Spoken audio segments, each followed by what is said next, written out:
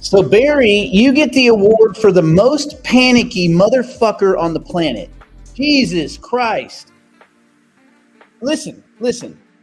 If this is giving you guys grief, you have no fucking chance in the markets.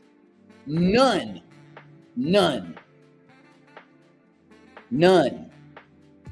By the way, congratulations, Charlene. Jesus Christ. I was just reading the comments. Actually, I was here about 19 minutes ago, but the comments were so fucking stupid, I just had to read them. All of them. Barry. You're not the only one, Barry. I'm just picking on you because you have thick skin. Like, Jesus Christ. If you guys can't get past a 15-minute delay or an AM/PM switch, how the fuck are you guys going to manage all of your money? Jesus. We give you tools, but apparently they're not enough. It's never enough. Let's see. I tried playing that music real loud to see if it would piss anybody off, but it didn't apparently. Let's see. Howard. I'm not sure if this is... No. No, it's just because no one here can think outside of the very, very obvious box. And the same every day, 4 years straight. But today's the day that we go to 11 p.m. Really? Everyone who thought that, do 1,000 push-ups till your arms explode. Dear God.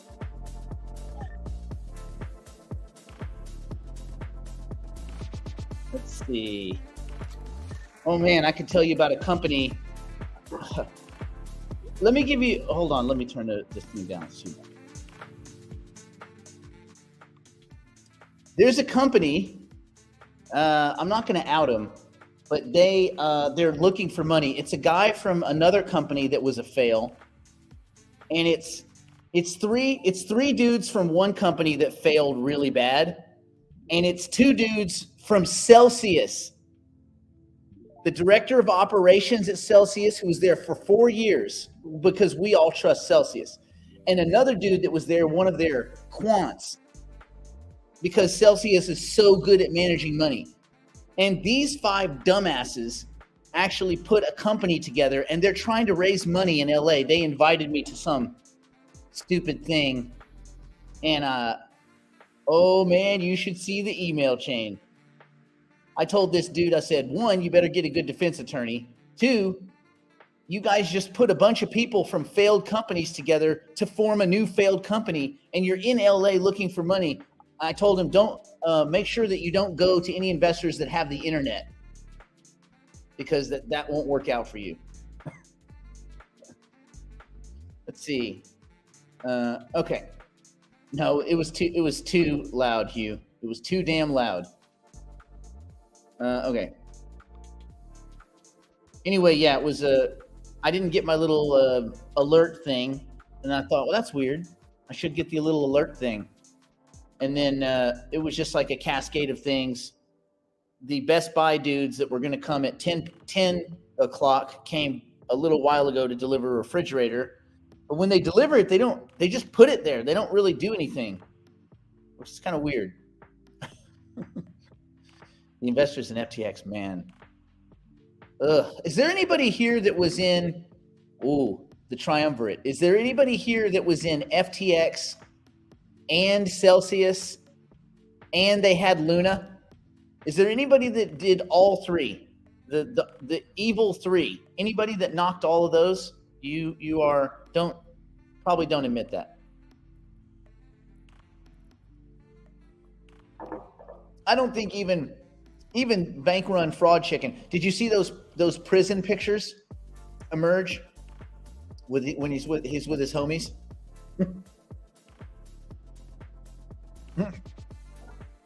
Well, I could see how people would get caught up in Luna at first. Yeah. I'm not going to blame you for Luna at first.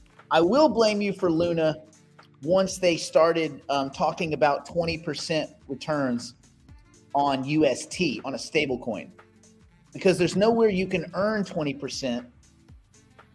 Just, I mean, even if you just work that out in your mind, it doesn't make any sense. Oh, you did FTX. Okay, good. So, okay, so there's a lot of people that did one or the other. Okay, Celsius was the same thing. You just, when you look at it, you got to ask, like, anybody that's guaranteeing you 8, 9, 10, 20%, it doesn't make any sense. It doesn't make any sense.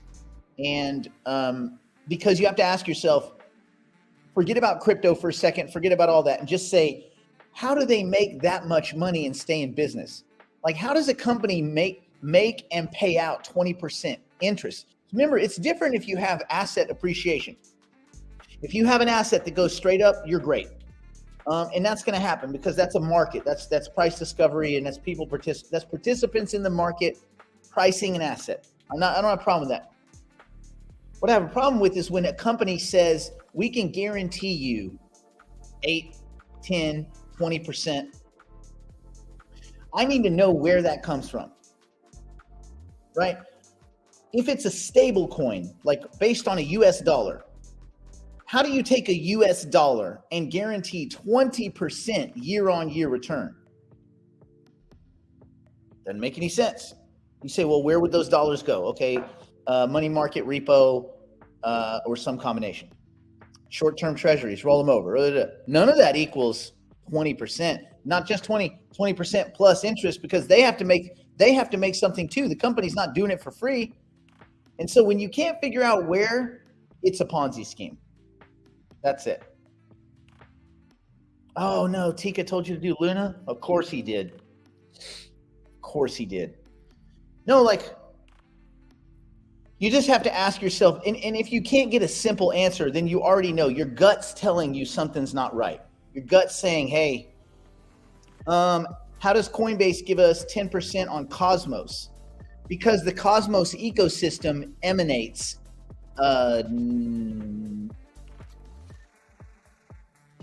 they emanate more than that. And Coinbase may be adding a little bit of a bonus on top, meaning their own kind of marketing for you to keep the liquidity there. But if you go to the, matter of fact, we can do it right now. I don't know if many of you have Cosmos Station on your phone. I recommend that you do everything on your laptop, not on your phone. But, and yeah, they do a lot of marketing. Essentially, these emanations, this kind of these large staking rewards and interest paid, a lot of that's marketing. It's just to kind of bootstrap the network. And as the network got bigger, those numbers would come down. Yeah, I've used 200 millions of my own monies. But if you go to Cosmos Station, as we're going to do now, I can tell you what these things are paying. And it's just, this is directly through the Cosmos ecosystem. So actually, you know what's funny? I have a tiny position. I have a smaller position in Cosmos than I thought. Anyway, it's paying. Let's go to the wallet. Let's go to the governance, claim, stake, send. I think it's at, it doesn't have it right in front of me. I mean, it has the rewards right in front of me, but it doesn't have the actual return. Hold on. Can someone pull that up? Yeah, it's something, it's some on or about. Let me see. Stake. Nope, that's just the staking pool.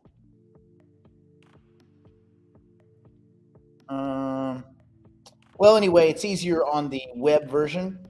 This used to be, Cosmos Station just got different. It used to be very easy to just toggle through here. Maybe governance. Let's see. This shows you when they increase or decrease the inflation or deflation. Interesting. See, you learn something every day. But anyway, this is, the newer version is good, but not Here it is. You go to the About section. And on the About section, the inflation rate is 10%. The staking annual percentage rate, APR, is 13.78%. So John was right on the money. Unbonding time, 21 days. That means your thaw period. If you unbond, it's going to be 21 days before those tokens arrive back in your wallet. Yes, nailed it. Yeah, so for anybody that's curious, you go to the About. Here, I'll put that. For anybody that's using this one, hold on. You go to the About. The About. Go About. And there it is. Boop. Oh, we have some badass graphics in this show. Anyway, that's that. And then for Fetch, which we all love, hashtag Fetch, it's paying, the inflation is 3%. That means the new tokens added each year. And the staking APR is 9.61. So there you go. So remember, if Coinbase can get 13.78, they can give you 10 and change. That makes sense. The math makes sense. And Philip is correct. When you see more than about 4 to 6%, what is the one thing you should be thinking right then? You should be thinking, wait a minute. This is what high yield pays. Do you guys remember what high yield is? We talked about this a few times. High yield is junk bonds, things rated less than BBB. So if companies that have a 50% chance of insolvency, of going bankrupt, are paying 6, 7, 8%, then if anybody's paying 6, 7, 8%, you should assume it's in the junk bond range, right? Yes, junk, high risk. They call it high yield. That's a clever way of saying junk. It's not junk, it's high yield. Yeah, you go to someone's house and there's just crap all over the place. You say, wow, you have a lot of high yield in your house, sir, good sir.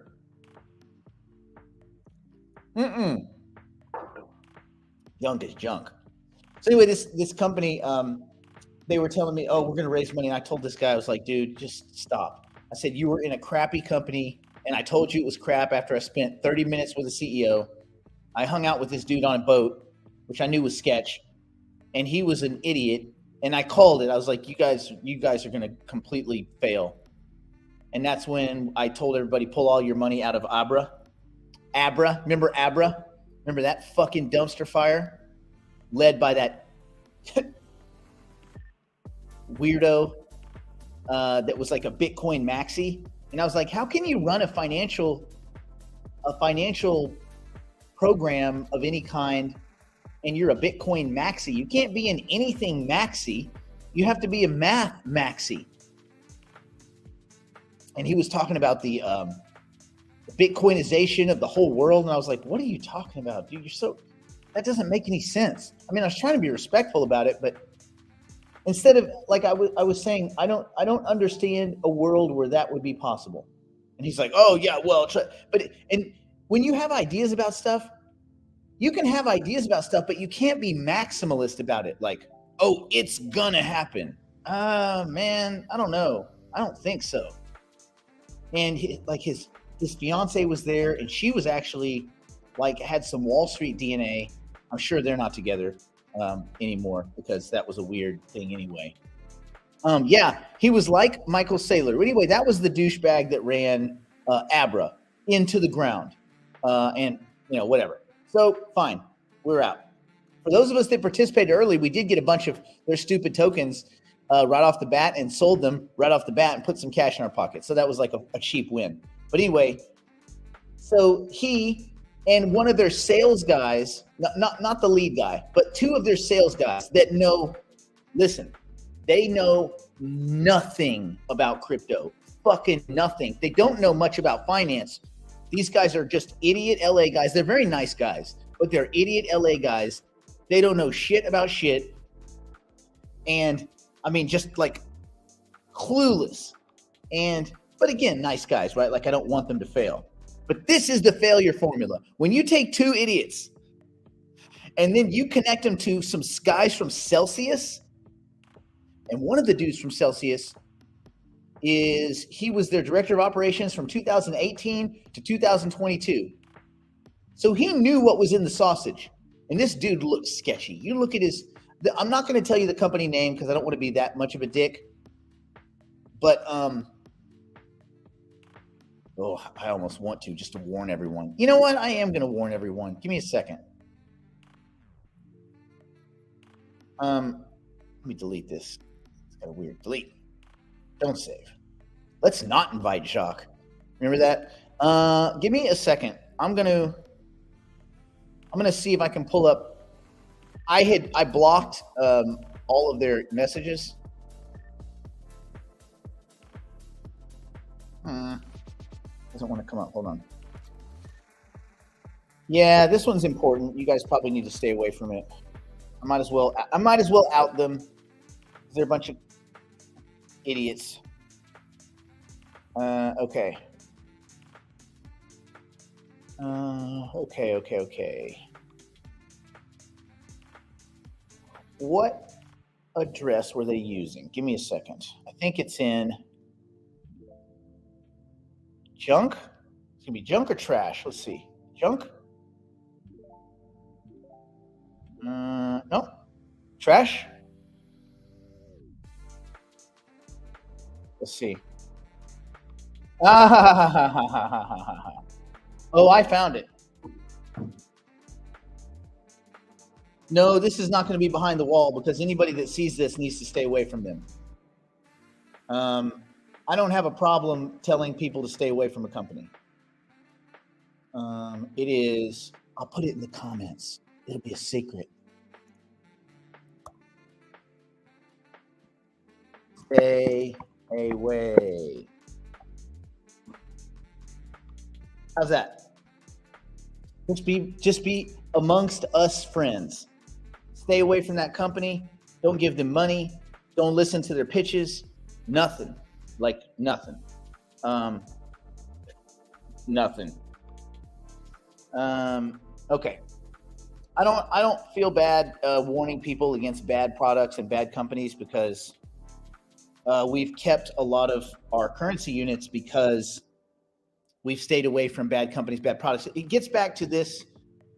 I've been thinking, Brandon and I have been thinking a lot about how people's minds change during these bullish markets and how they get very antsy, they get very anxious, they make very fundamentally poor decisions. And we did all the homework over the last few years. All of you did a lot of homework. Everybody here, Andy, what's up, buddy? Everybody here, even Barry, you know I love you, Barry, you thick-skinned son of a bitch. I want to know who was here. Let's do it this way. Not here with us, just in the crypto space since 2017. Give me 2017. Don, what up, buddy? Be seeing you here in a few weeks, buddy. Investor Weekend's going to be a blast, by the way. It's going to be super fun.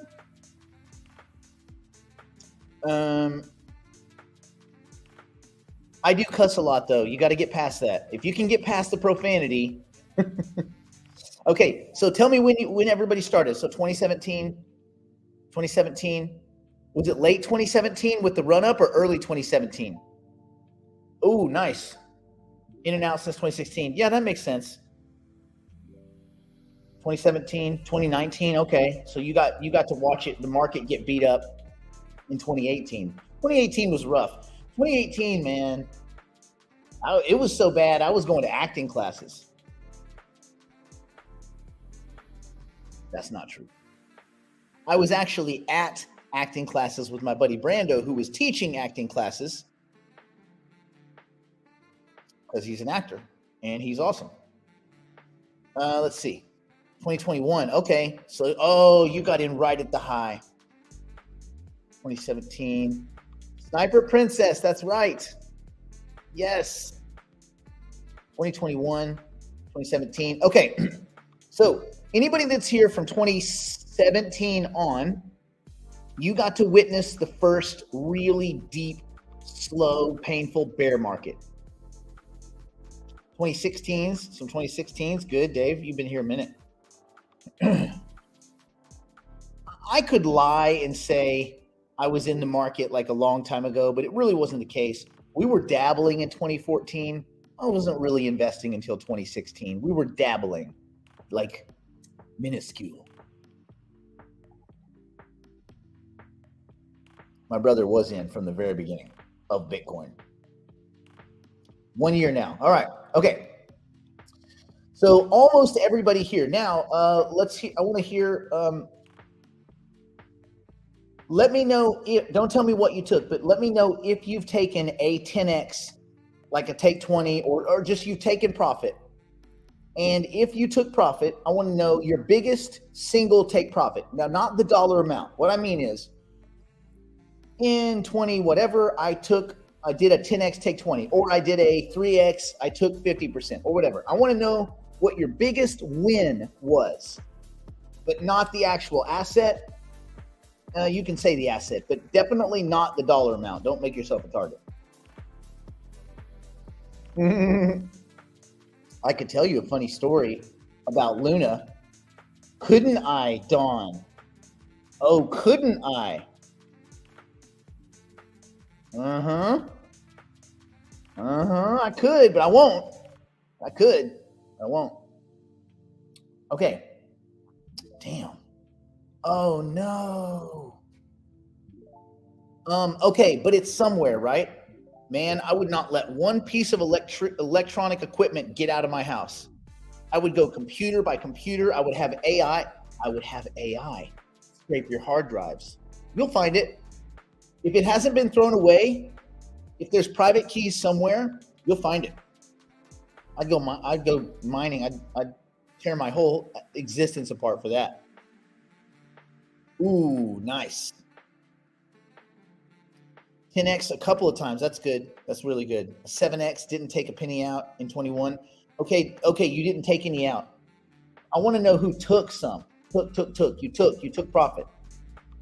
Done multiple 10x take 20. Nice.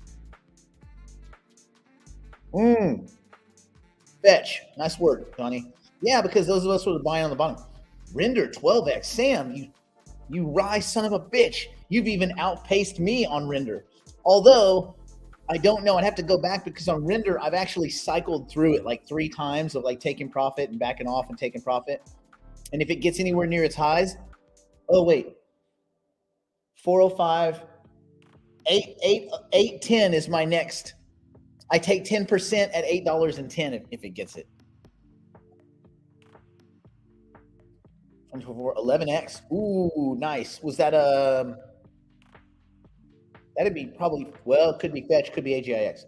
I took 20% 3 times. Nice work. AGIX 10 take 20. Nice.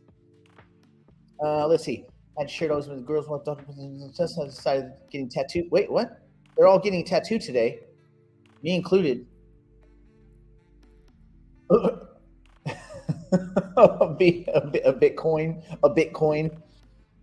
That would be awesome, but don't make your kids do that. God. Do like a little hands thing or whatever families do when they get group tattoos. Yeah, but listen, this kind of okay, I was late one time. I made 15x. So it took 20. Good for you.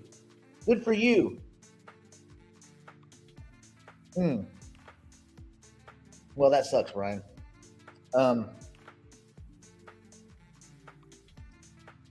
Yeah, I mean, I have a buddy of mine who's an actor. Do you guys watch Walking Dead? So one of my buddies is an actor from The Walking Dead. He's now a director. Negan killed him. Negan bashed him in the head. Anyway, his kids each had like 250 Bitcoin from back in the day, and it's somewhere in the house and they can't locate it. It's on a thumb drive somewhere. They said they searched all their thumb drives. I said, it's probably taped somewhere. You probably did something very squirrely and clever. They can't find it. Think about that. 500 Bitcoin. Man. 500 Bitcoin? What, 40 million bucks? More than he made his whole it's more than he's made his whole acting career on 2 thumb drives that they can't find. Anyway, 15X took 50%, 2019, good. 16X and HX didn't take punted it back in. I mean, to an extent, everybody punts it back in. So I guess what I'm doing, okay, good. So I've got a good idea of these stories. Now, never been so rich. Remember, rich is a mindset, Cisco. I would venture to say that you were already mentally in that state anyway. Remember, it's not the money that you have on your balance sheet that makes you rich or wealthy. Okay, there's 182 of 170. I want everybody here to write rich. Well, actually, the triumvirate. Poor, rich, wealth is all a mindset. It is a state of mind. So you're going to write poor, rich, wealth is a state of mind. Everybody, I need 172 of them. Poor, rich, wealth is a state of mind. We're going to go old school. We're going to go, today is going to be like old school, like in the barracks, drill sergeant, this thing day. No, not just wealth, all of them. It's a state of mind. Yes, over and over and over. Poor, rich, wealth is a state of mind. Because it can be both, Barry. It can be, if you think you're gonna end up failing at something, you're gonna find out you're right. If you think you're gonna succeed, you're also gonna find out you're right. It's surprising how simple that sounds. Really simple, right? Really cliche. Oh, poor, rich, wealth is a state of mind. That's stupid. No, it's not. If you just start thinking that way. I challenge all of you. Does anybody here? You guys know my feelings on reality TV. Does anybody here watch reality TV still? Oh, certainly not. Certainly not. Watching, if you use some of your life to watch someone else's fake life, that is a very obvious waste. And you could have put that time. I mean, I'll be honest with you. I'm not even a big fan of watching sports. If you want to watch big events, a playoff game, a Champions League game, a Super Bowl, something like that, I get it, because there's a lot of fanfare and there's kind of the social validity to it, and kind of the people get together and all this. But if you're just watching sports on a regular basis, it's a waste of time. I do forgive escapism. There are times when you need to just escape, but you've got to be judicious with this. You can't be escaping 5 hours a night. If you're escaping 5 hours a night, like, how much time do you have to work and then sleep? By the time you factor in work and sleep, there's nothing left. So, as a general rule for me, no reality TV, no sports, no content that isn't either pure escapism. I mean, really, where you escape, but it can't be like mind-numbing dribble. Like if you're watching the log burning channel, that's actually probably more valuable than watching like some cheesy show.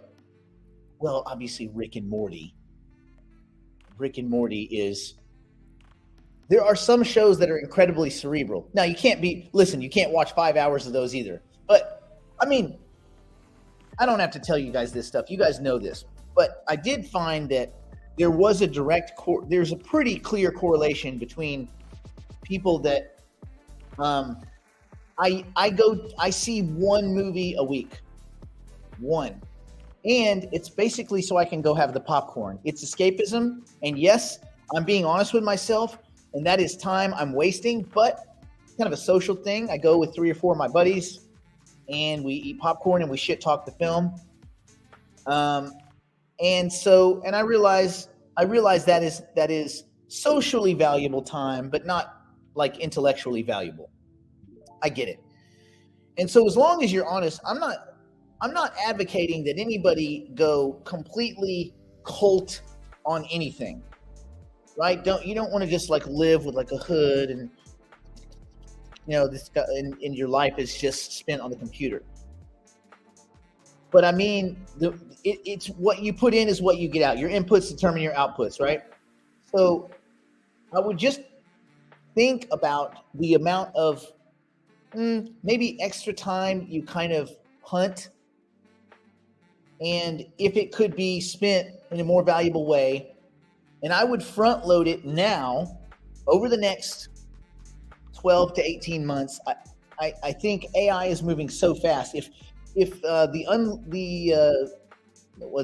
unveiling of Sora didn't come across as a wake up call to everybody, it sure should have. And just how powerful that is. And by the way, I was watching AI Explained, which is this guy's really good. The guy's like a legit genius.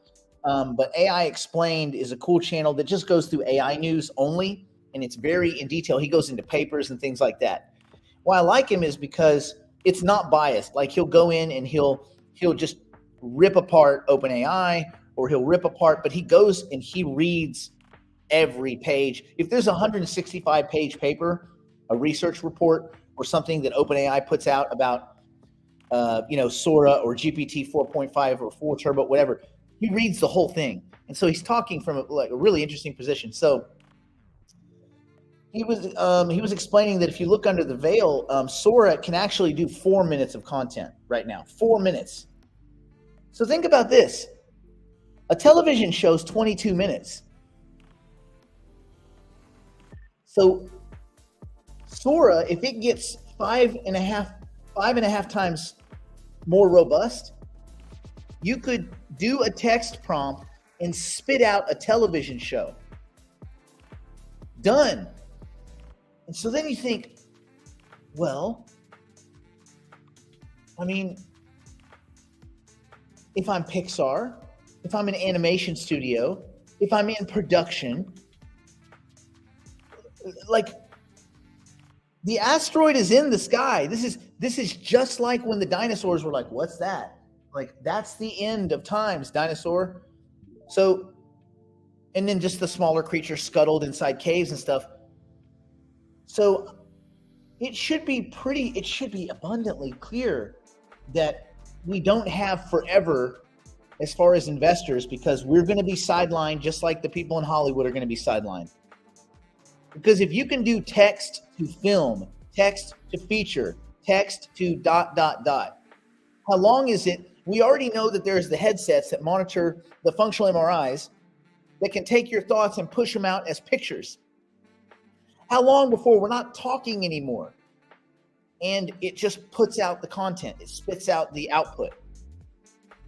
So like, if you start putting all this together and you realize a lot of these systems, information systems, gathering systems, data management systems, well, one, they need a lot of data. We know that. But we are troves of data.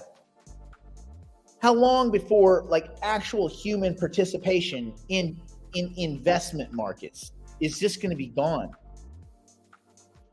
And so this goes back to this theory that I've got, that we're going to get to some point where what you have is pretty much where you're at. It, kind of like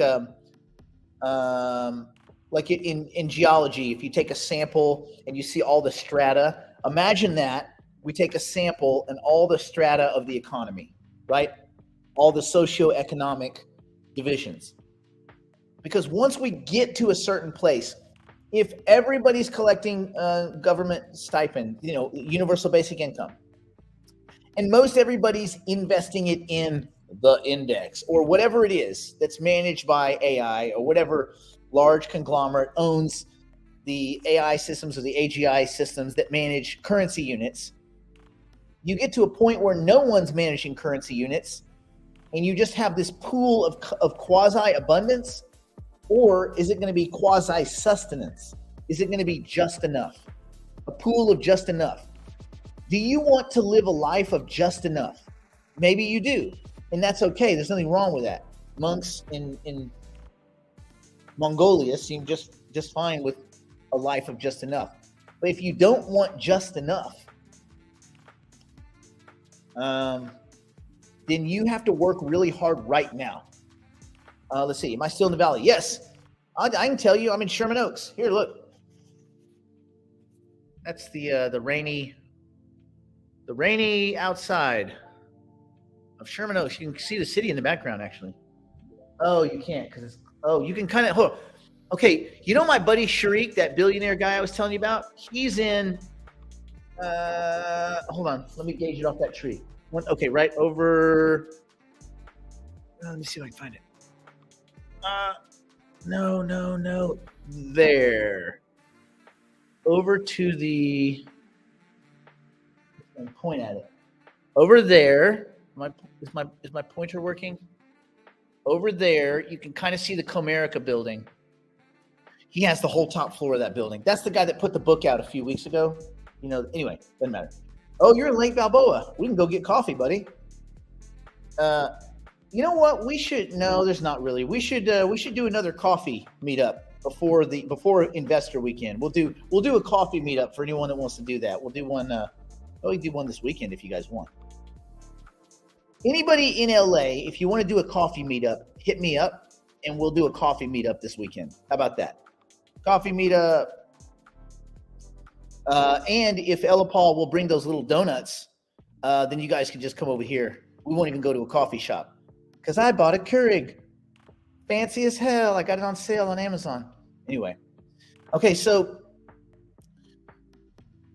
I'm worried that we don't have forever as investors. I do think we have 18 to 24 months. I don't know. That's hard to predict. It's hard to predict how fast these systems are going. And I waffle on this a lot. I noodle, and then that noodle ferments, and then it crystallizes this waffle. But I do think that we have to take this next, say, 18 months very, very seriously. Like, very seriously. Matter of fact, Brandon and I are even doing some like promotional crap to make it easier on people. Like on we're trying to get more people to do the, our show, Digital Investor and all that. We're trying to get more people excited about doing that in crypto rather than US dollar units. But anyway, so we're doing some cool promotional stuff for that. Especially like for the people that do the 6 month and the 1 year and stuff. We're trying to incentivize that behavior. And I don't know if he put it out. Well, I don't want to step on Brandon's toes because every time I say something, he's like, why would you say that? But we are doing something for that. Basically, I want to make sure I get this group to the end of the runway. Now, if there's more runway, great. But I want to make sure that when we get to the end of the runway, and if that runway is 18 months from now, I want to make sure everybody's flying. I want you to crash into the marsh or whatever's at the end of a runway. I think it's Osaka. If you fly in, which is is there any pilots here? What is the floating? It's either Osaka or Tokyo that there are parts of the runway are floating, like literally floating. If you miss it, you're in the water. You're in the drink. Anyway, I think we want to be in a position where we're in control of our future, even if everyone else is stuck in some socioeconomic slice, because that starts to look like the caste system, and that starts to look like what's going on in India, and that's not so good. Like, nothing against India, but like it's pretty not good, right? That kind of quality of life. And so if you're stuck in the caste system, unless you get anointed and plucked out of that system, you're stuck with everybody. Now, so that gets to this question of how important this bull run is. I don't think this is the last bull run. I think it's the last easy bull run, the last big easy one. I also think this is going to be a long one. It's going to be a long, grinding melt upward. And I think that I think we could get 8 to 10 trillion in the market cap. It doesn't make any sense to me that we wouldn't surpass gold. And gold, even at the lowest estimate is 7.5 trillion. Some people put it at 12 trillion. You start thinking about derivatives and stuff like that. So this market, the whole market's probably got a 5x left in it in this bull run of the next 18 months, let's say. But certain assets are going to, it's the same as the S&P. You got 6 assets pulling the other 494 dumpsters. Think about this too. In the regular markets, let's forget about crypto for a second. Regular markets. Stocks go up because the market is good, right? Okay, weird. The whole world's in recession, but yet the stock market's going good. True. Well, Germany's in recession. The DAX is up. That's weird. The Nikkei is up, but yet Japan is in recession. Oh, that's weird. So, but we've talked about the circular argument that is markets. But what happens? So if you're in the stock market, I buy stocks, stocks go up, but yet the United States is probably somewhere in a recession. So how are we still up? Oh, I don't know. Okay, well, but if we're up, that means companies are doing good, right? Yes. Therefore, all these earnings are going to be great, right? I think that's when the rubber may hit the road. It's the expectations, because you can blag, you can BLS the numbers, you can bullshit only for a certain amount of time. But then what happens? All those people are expecting the earnings to match the price appreciation of the asset. So if your underlying asset goes from $100 to $600, you're thinking, oh, there's going to be some great earnings to prove to me that everything's fine. If those earnings come in and they suck, if the earnings are bad, then you go, wait, shit. What if it isn't good? So you can blag and BS and all this. Now, companies can also cook their earnings. That's a whole other thing. But let's assume that everybody's not cheating.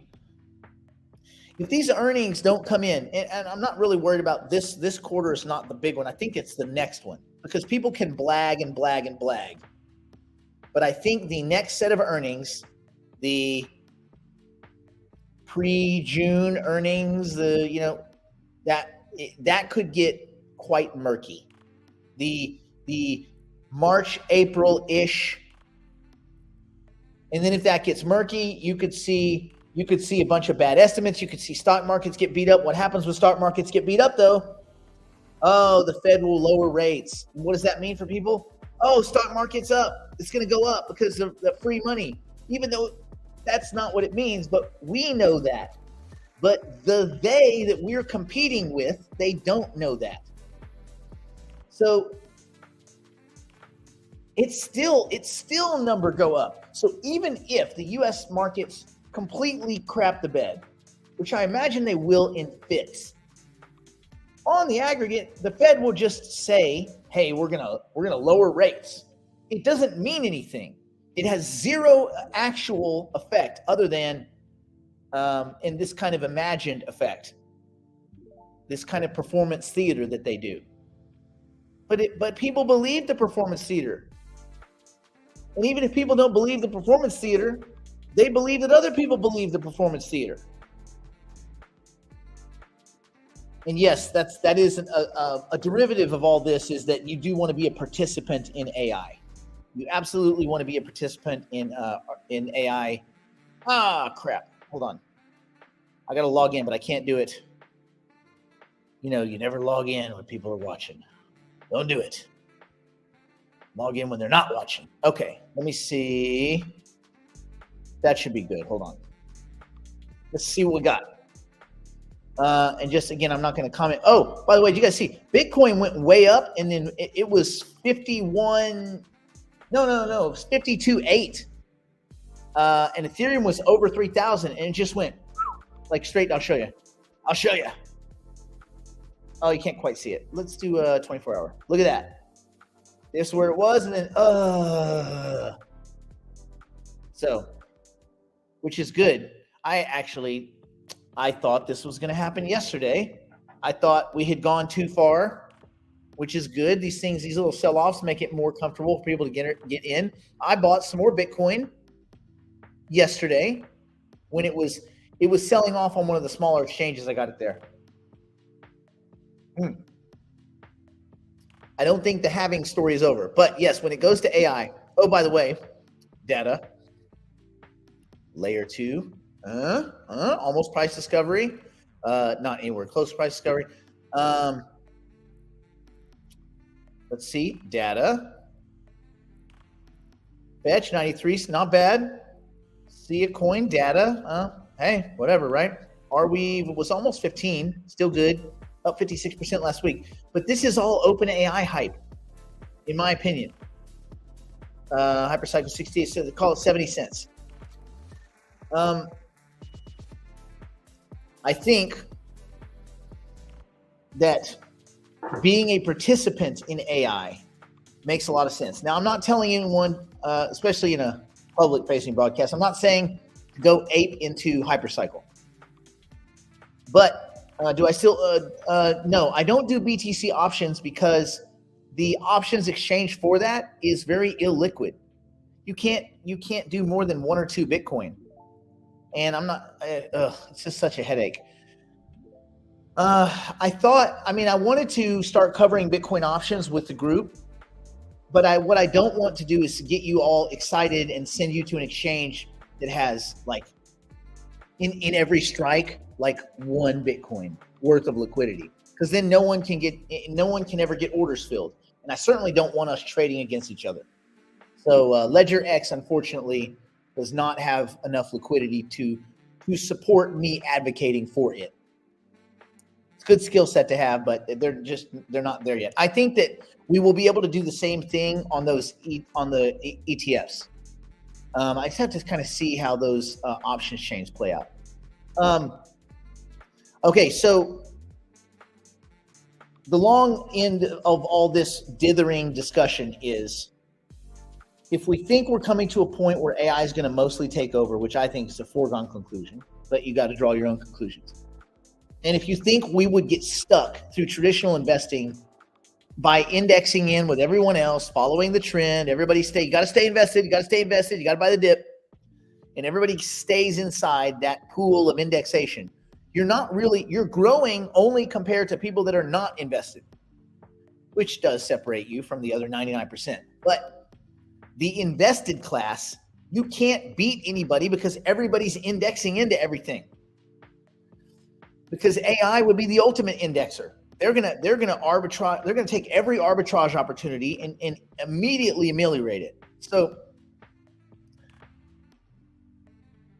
we move into this path, and the only way to kind of outpace the indexers is to be at the infrastructure level of, I think, of the rails of that system, which is the indexation side.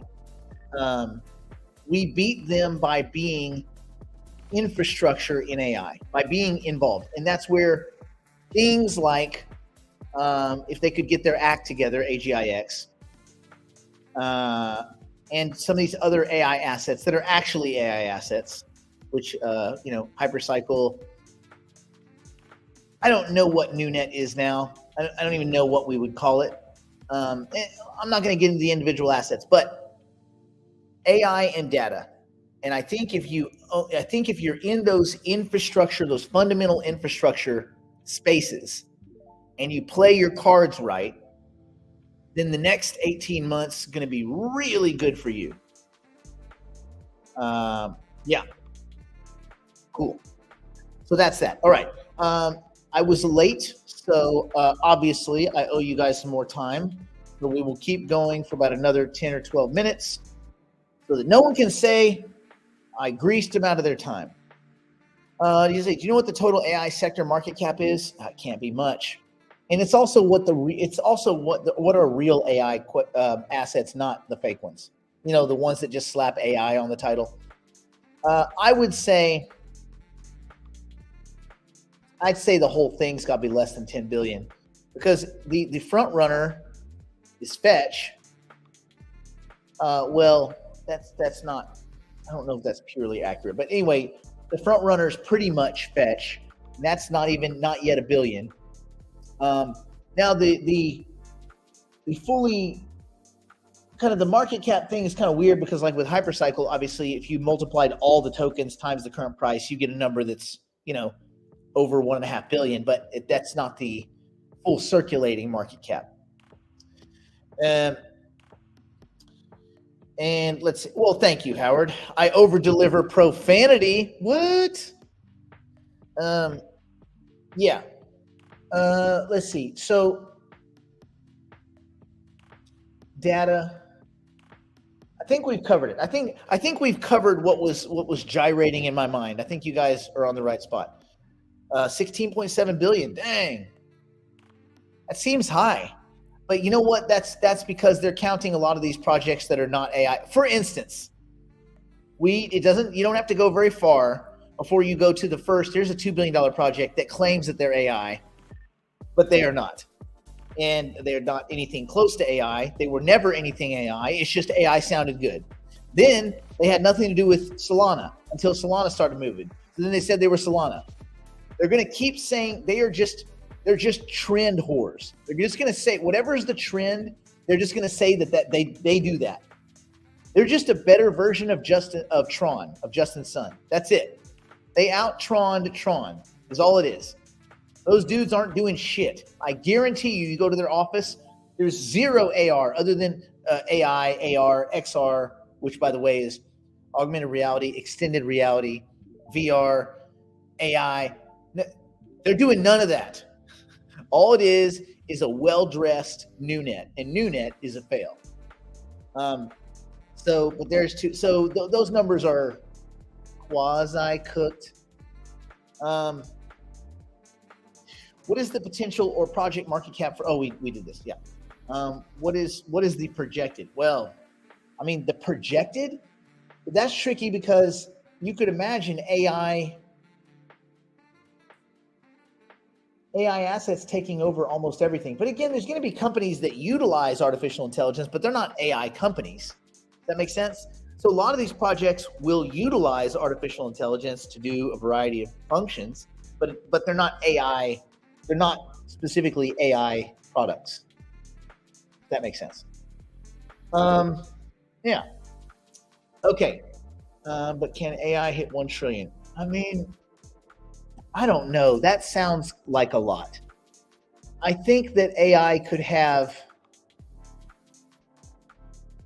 a 20 to 50x, but I don't know, 20 to 50x. I think that's possible.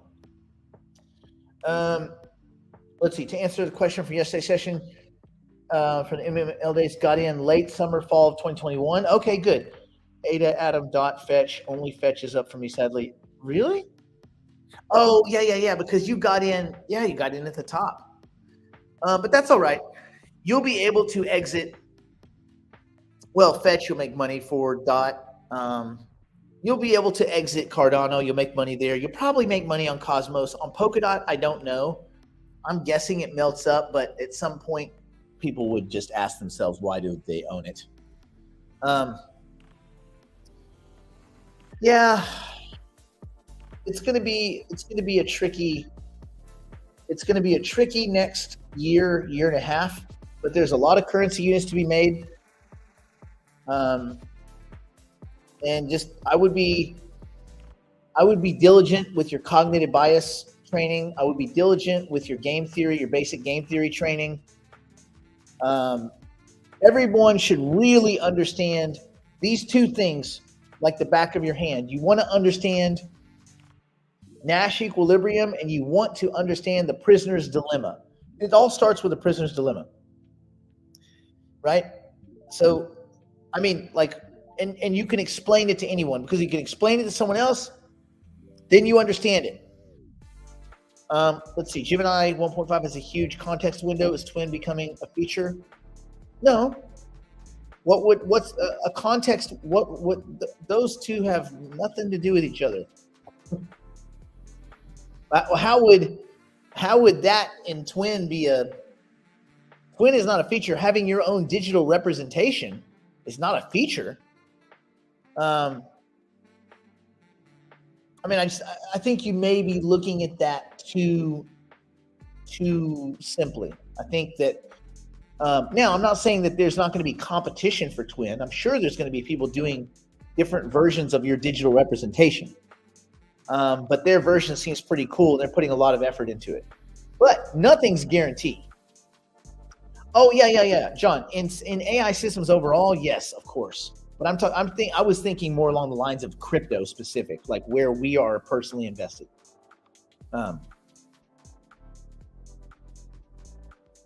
We'll see. Okay. I think that pretty much rounds it out. What was I going to say about from, I don't know if it's this point forward or some point forward, we talked about it. Can you make a twin of someone else?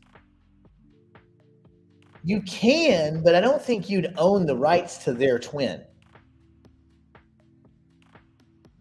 But there could be a good service in developing twins for people and then handing them off to them. There could be a whole little economy right there. Okay, on the node market NFTs, and this isn't, I think this is what we're going to do moving forward. Brandon will probably yell at me, but I think anybody, again, from this point forward, if you get 5 NFTs in a pile, we will just credit you your membership for a year. Basically, you get a free year on the digital investor stuff. No more payments, nothing. Okay? There. It's out there. Good luck, Brandon. Let's go, Brandon. That way, it's all becoming one thing, right? Like digital investor and the tools and node market and the tools that we're building, all this kind of stuff. It's all to support the same cause. So I think it kind of makes sense. That's what we're going to do. If you get 5, and this isn't what you did yesterday or 2 weeks ago. No, this is from now moving forward. If you get 5, we're just going to credit you a whole year. No. You guys realize that all the node, this is the money that we use to build this. That's how it gets built. Brandon and I do not make enough money in our spare time to fund 3 teams of developers full time. Let's see. Cardano at 25 cents. Told a bunch of friends at the time. Got lots of people asking if I should sell. One, don't tell them anything, Brian. People that get in, get out, whatever, they have to take responsibility for their own assets. They have to. Lots of people asking if I should sell. I mean, I don't know if I would sell any fundamental core asset unless you're up big time. But again, you've got to do what makes you feel comfortable. I sold at 47. I sold, I told everyone, I sold a third of my AGIX. I don't trust the project like I used to. I like it. I just don't trust it like I used to. So for me, I was feeling stress. And again, I'm not giving advice. This is just about the mental part. I was feeling stress because I thought I was too heavy. I lightened the load. I feel no stress. I didn't sell at the top. So what? I feel good. I slept just fine last night. I don't know what's going on with the hyper ring. We're going to try to get people hyper rings. I just don't know what's going on with that. I don't know. It's going to be cool. I just don't know how long it's going to be before they actually have these things. Like when you're building like a thing, it takes a while. It takes a while. So I just don't think we're going to see them for a while. But once we do, we'll get a pile of them and we'll be sending them out to people. Lifetime. Yeah, it's all lifetime memberships, Barry. You guys remember that? That was a whole Monday Morning Live thing. Anyway. Okay. How much time do we have to get? Well, right now it's until further notice, Kathy. I think I'm going to allow that just indefinitely. When you get the 5, contact Brandon and say, hey, I just did this. As long as you can prove it's your wallet, you're going to get at least for the time being, right? So let's just say for the time being, right? I mean, I want to allow ourselves the ability to change our minds. Time limit. You've got for the time being. Basically, until Brandon talks me out of it. But I'm not going to take his calls today, so you're fine. All right.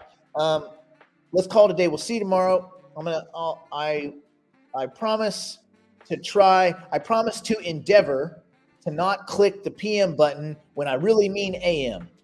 How about that? See, we must all admit our mistakes.